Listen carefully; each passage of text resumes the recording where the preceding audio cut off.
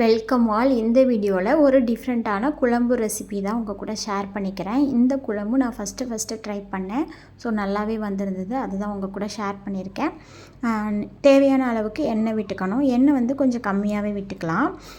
விட்டுட்டு அதுக்கப்புறம் ஒரு ஸ்பூன், சின்ன ஸ்பூனில் ஒரு ஸ்பூன் சோம்புத்தூள், அதுக்கப்புறம் சீரகத்தூள், மிளகுத்தூள், அதுக்கப்புறம் பெருங்காயத்தூள், இது எல்லாமே சின்ன ஸ்பூனில் வந்து சேர்த்துக்கிறேன். சேர்த்துட்டு கருவேப்பிலை ஆட் பண்ணிவிட்டு நல்லா வதக்கிக்கலாம்.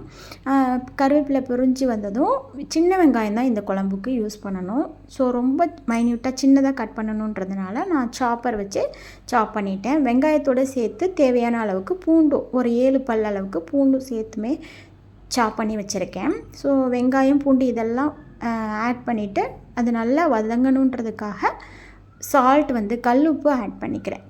கல்லுப்பு வந்து கொஞ்சம் கம்மி பண்ணியே போட்டுக்கலாம். ஏன்னா இந்த குழம்பு வந்து நான் ஆல்ரெடி ஃபஸ்ட்டு ஸ்டார்டிங்லேயே சொன்ன மாதிரி மட்டன் வத்தல் இருக்கு இல்லையா, மட்டனை காய வச்சு அந்த வத்தல் யூஸ் பண்ணி செய்ய போகிறேன் இந்த குழம்பு. ஸோ அதனால தான் இது வந்து நார்மலாக நம்ம மற்ற பொருள்கள் எல்லாமே புளி குழம்புக்கு யூஸ் பண்ணுற மாதிரி தான் எல்லாமே யூஸ் பண்ணணும். எக்ஸப்ட் புளி மட்டும் வந்து இதுக்கு யூஸ் பண்ணக்கூடாது. அது இல்லாமல் மற்ற பொருள்கள் புளிக்குழம்புல வெந்தயத்தூள் போடுவோம், இல்லைன்னா வெந்தயம் போட்டு தாளிப்போம். ஸோ அதுவும் வந்து இதுக்கு போடக்கூடாது.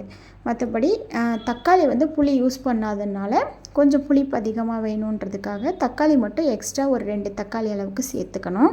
சேர்த்துட்டு இதில் நம்ம காய் வந்து நான் கத்திரிக்காயும் முருங்கைக்காயும் சேர்த்து செய்கிறேன் இந்த குழம்புல.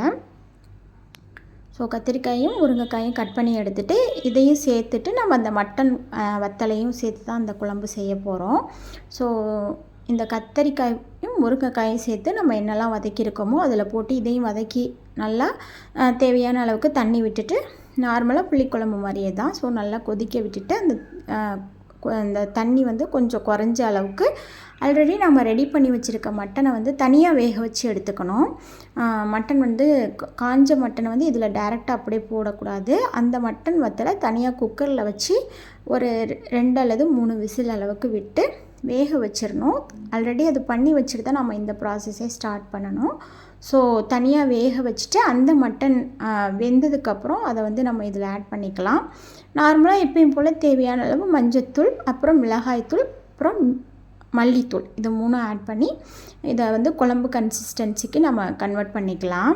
தேவையான அளவு தண்ணி விட்டுட்டு, ஸோ தண்ணி விட்டுட்டு கன்சிஸ்டன்சி குழம்புக்கு நம்ம எவ்வளோ யூஸ் பண்ணுவோம் அந்த அளவு வந்ததுக்கப்புறம் அதை வந்து கொஞ்சம் நல்லா சுண்ட விடணும். சுண்டி வரும்போது நம்ம வேக வச்ச மட்டன் அந்த வத்தலை வந்து தண்ணியோடு சேர்த்து இதில் ஆட் பண்ணி இன்னும் ஒரு கொதி அளவுக்கு விட்டதுக்கப்புறம் நாம் இறக்கிக்கலாம். ஸோ இது இப்படியே வேகட்டும். இந்த காய்கறிகள் எல்லாமே நல்லா வேகிற அளவுக்கு விட்டுடலாம். உப்பு மட்டும் இதில் போடும்போது பார்த்து நம்ம மட்டனில் வந்து காய வைக்கும்போது உப்பு போட்டிருப்போம் இல்லையா, ஸோ அதனால் இதில் உப்பு கொஞ்சம் கம்மியாகவே போட்டுக்கணும். அதை நம்ம மைண்டில் வச்சுக்கணும்.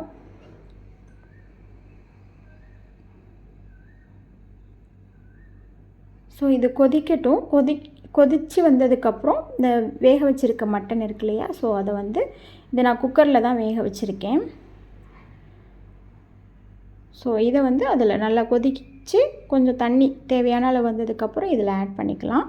ஆட் பண்ணிவிட்டு நல்லா பாயில் பண்ணிவிட்டு குழம்பு கன்சிஸ்டன்சி வந்ததுக்கப்புறம் எடுத்து நாம் யூஸ் பண்ணிக்கலாம்.